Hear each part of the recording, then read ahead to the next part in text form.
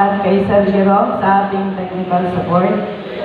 Magandang umaga po sa inyong lahat. Magandang umaga. Muli po ang walang humpay namin pasasalamat sa ating butihing mayor at sa kanyang pamilya sa lahat ng suporta sa alternative learning system. Gaya po ng nabanggit ko kanina, isang pasasalamat yun po mga ALS learners last year. Ano po yung nag-graduate noong August 10? Sila po ay nakatanggap din ng financial assistance. Ano po? Yung mga learners. Nakatanggap din po ng financial assistance na tinanggap ng mga nasa formal school. Ang ALS po, nakatanggap din. So, salamat po. At ngayon naman po ay dun sa mga school supplies na natanggap natin.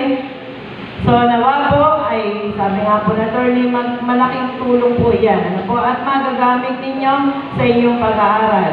At nawa po ay patuloy na makapagpatuloy sa inyong pag-aaral, makapasok ng kolehiyo, at ang iba naman ay tatanggap ng para makakuha ng magandang trabaho.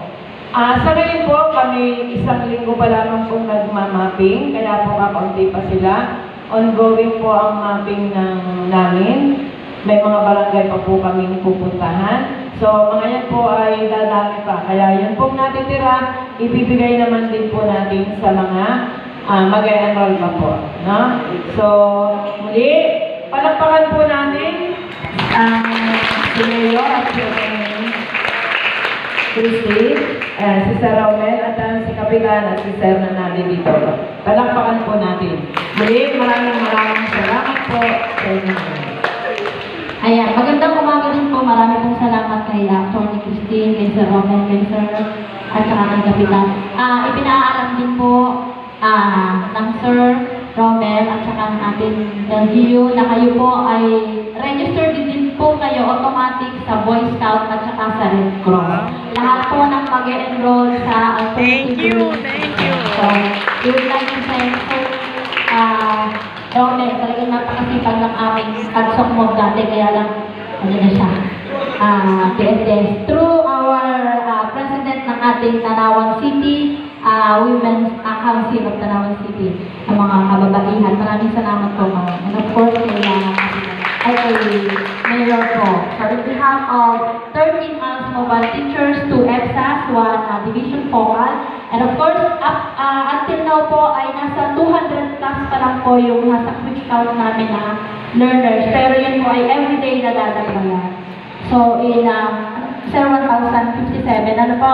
So, thank you so much, ma'am. Pakisabi po kay Mayor, maraming salamat po sa lahat po ng supplies na na-receive ng alternative learning system. Maraming po salamat. At pinararating ko rin po na mayroon pa po kaming gagawing purchase request ng mga supplies pa rin po, sir. Tama po ba yung 500,000? Galing din po yun sa SEP. Maraming po salamat.